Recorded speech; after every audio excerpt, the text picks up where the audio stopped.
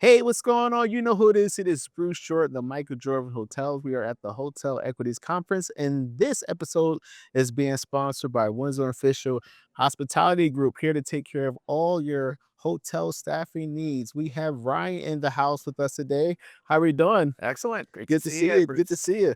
The first question I ask everybody is, how did you get started in this business? Oh, pulling away some cobwebs here. So I've been in the business for 26 plus years now. Mhm. My first hospitality job was when I was 15 years old. I was a prep cook, Nice. Butchart Gardens in Victoria, BC. Worked my way through high school doing that in university. Got very quickly into finance, into real estate though. Mm. And that was the end of my hospitality operations career. Very quickly pivoted into commercial real estate development and finance. Did that for quite some time. Went back to Mhm. grad school, did my MBA, and at that time was very curious into getting into other asset classes. So Okay. moving away from super regional shopping centers, office buildings, things like that, Mhm. pivoting into hotels because I tell my wife the last place I ever want to be on any given Saturday is a shopping mall.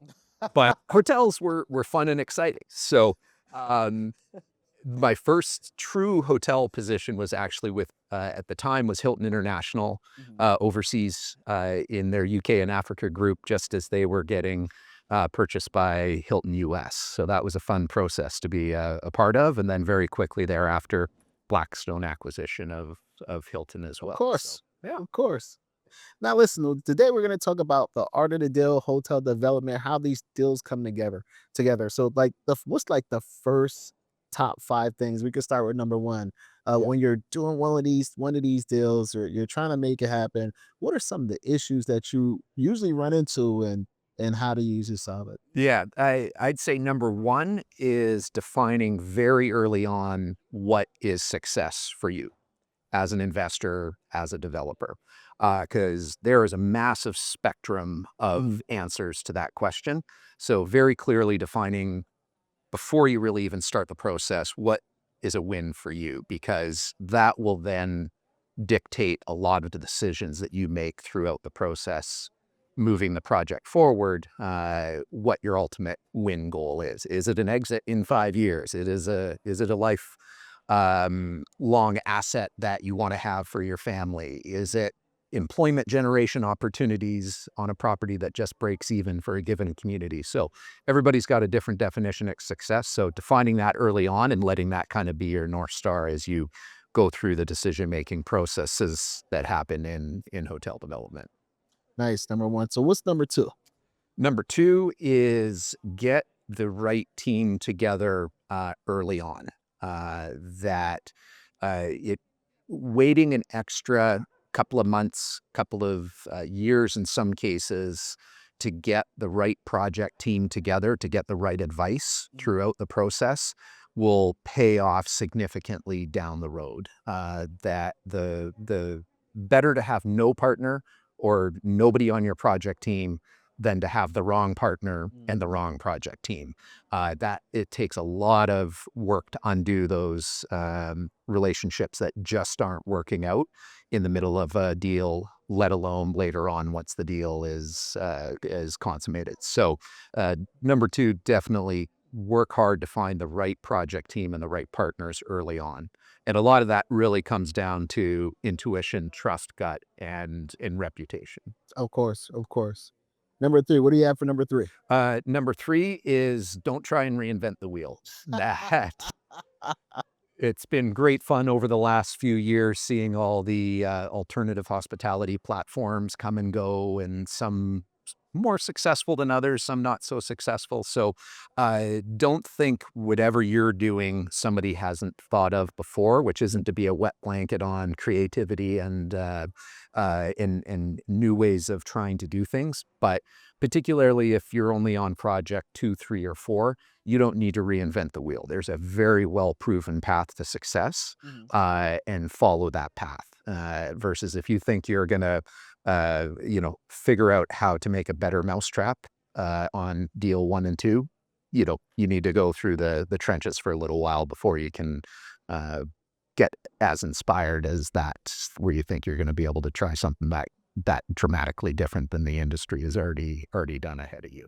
Gotcha, gotcha. One big name that one big phrase that I hear all the time is cap rate, cap rate, cap rate. Can Yeah. you break down cap rate? Why is it so important? How to calculate it, and what's a good cap rate versus a bad cap rate? Because I know every market is different. So Yeah, yeah, and so the bad answer, which isn't an answer, is it depends. yeah. But ultimately, it is a measure of perceived risk of a given market, given opportunity, in terms of how much a forward-looking cash flow is going to be discounted, Mhm. or once a asset is sold, a rearward-looking view as to what the value of that asset is. So ultimately, though, it's just one measure of many, Mhm. in terms of back to what is your definition of success. Cap rate can be one, where obviously inverse is true. Lower the cap rate, the higher the value of the project. Mhm. But is cap rate your measure of success, or is it going to be an IRR measure? Is it going to be a multiple?